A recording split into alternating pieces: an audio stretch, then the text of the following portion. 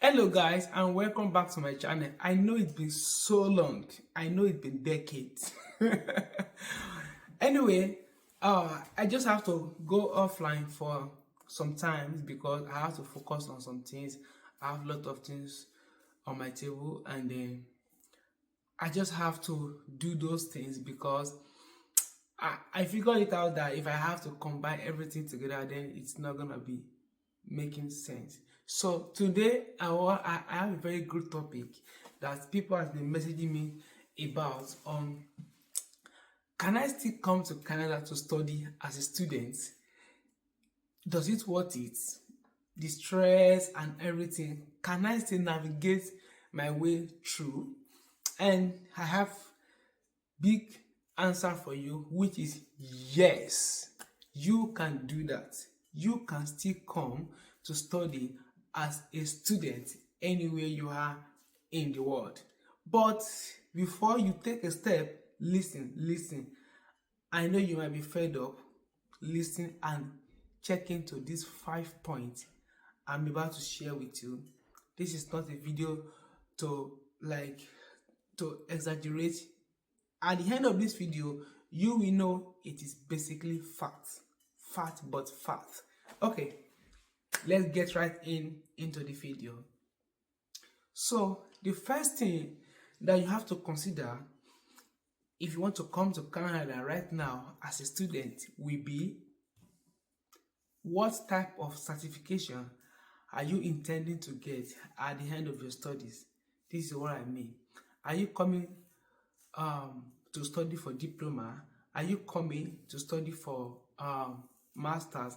Do you want to have your doctorate? Are you coming for your PhD? Are you coming for just an high school? Those things will determine how you're gonna get a visa.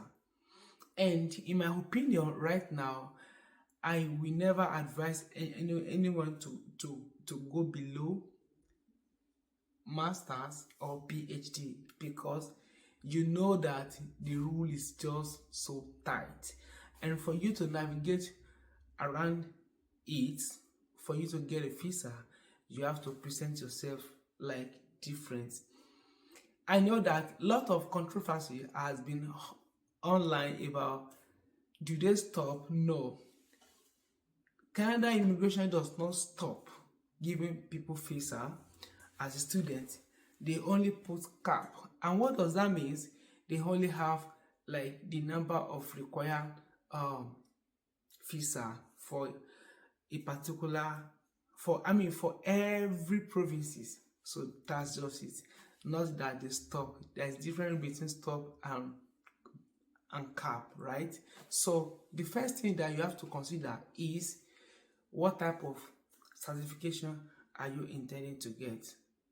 That will give you a very higher rank when you're considering your journey down to Canada.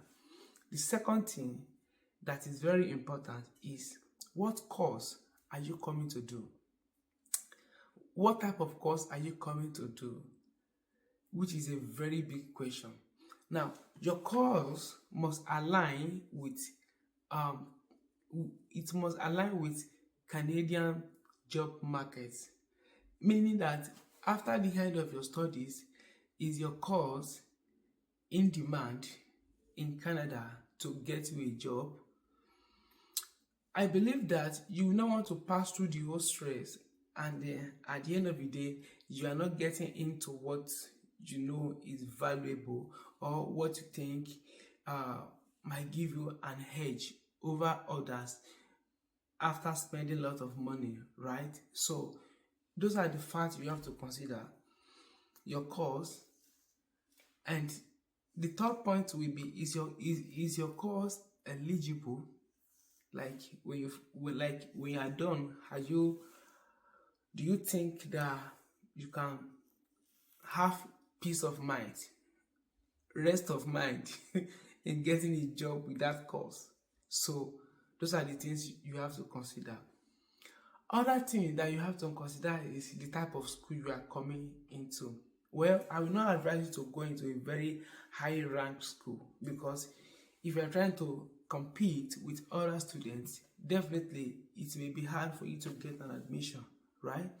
And you know want to consider some other type of school that you know, because every schools in Canada is being let me say is being given DLI, like the government has issued them a kind of validation. So you want to get into the school that probably when you're done with your studies you can apply for your postgraduate work permit.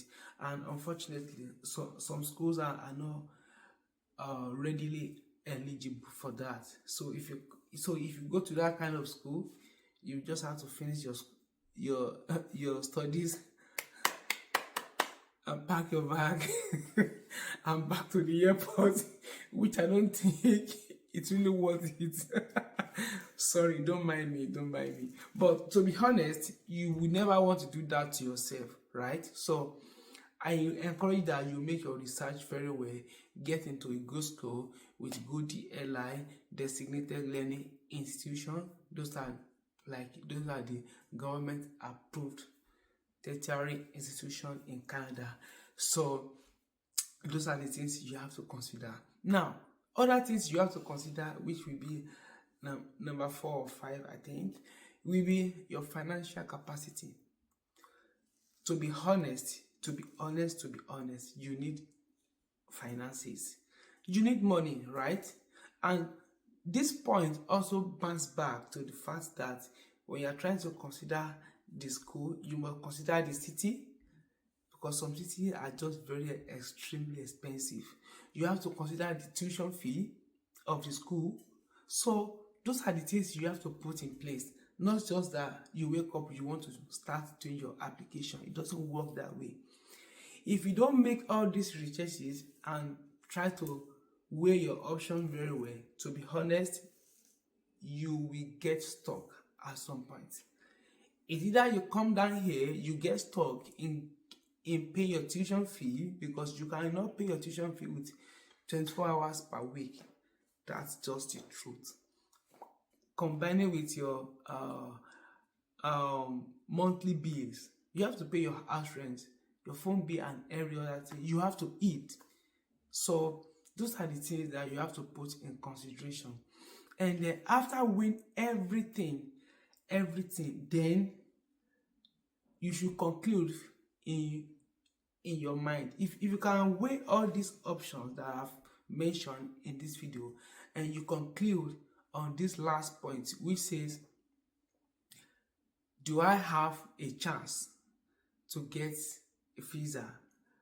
So after your researches and you evaluate everything by yourself, like judge yourself by yourself, you should determine if you are eligible to start the process.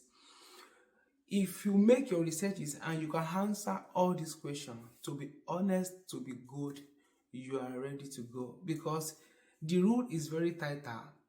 And then if you can navigate yourself out around it, then you are good to go. Nobody's is gonna stop you. You are going to get your visa, you are going to complete your studies and everything.